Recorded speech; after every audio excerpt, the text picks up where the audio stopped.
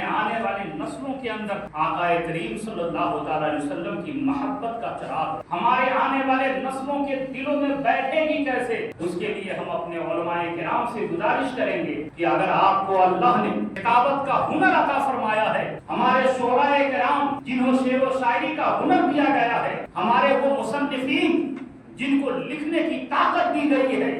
ہمارے وہ احباب جنہیں کچھ بولنے کہنے کا ہنر دیا گیا ہے، تمام خطبہ کو یہ چاہیے کہ اپنی خطابت میں، تمام شعراء کو یہ چاہیے کہ اپنے شعر و شاعری میں، تمام قلمکاروں کو یہ چاہیے کہ اپنے مضامین میں، تمام مصنفین کو یہ چاہیے کہ اپنی کتابوں میں عظمت مصطفیٰ بیان کرے، رفعت مصطفیٰ بیان کرے، کمال مصطفیٰ بیان کرے، جمال مصطفیٰ بیان کرے، کردار مصطفیٰ بیان کرے، شان مصطفیٰ بیان کرے، میرے آقا صلی اللہ تعالیٰ علیہ وسلم کی عظمت و شان کو اپنی زندگی میں جہاں بھی رہیے بیان کرتے رہیے۔ اور یاد رکھیے گا، آپ کسی دنیا دار کی اگر تعریف کریں گے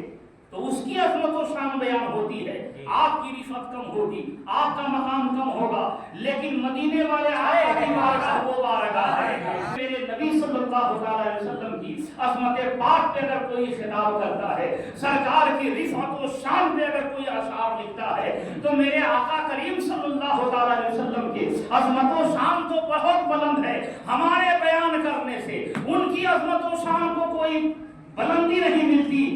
یہ ضرور ہے کہ ہم ان کی عظمت و شان اگر ہم اپنی خطابت میں بیان کرتے ہیں تو ہم نام ان کا لیتے ہیں، بلندی ہمارے نام سے، عظمت و شان ان کے بیان کرتے ہیں، ہمارے شان بلند ہو جاتے ہیں۔ سچ کہا ہے کسی نے، یا رسول اللہ علیہ الصلوۃ والسلام، میری بات بن گئی ہے، میری بات بن گئی ہے، تیری بات کرتے کرتے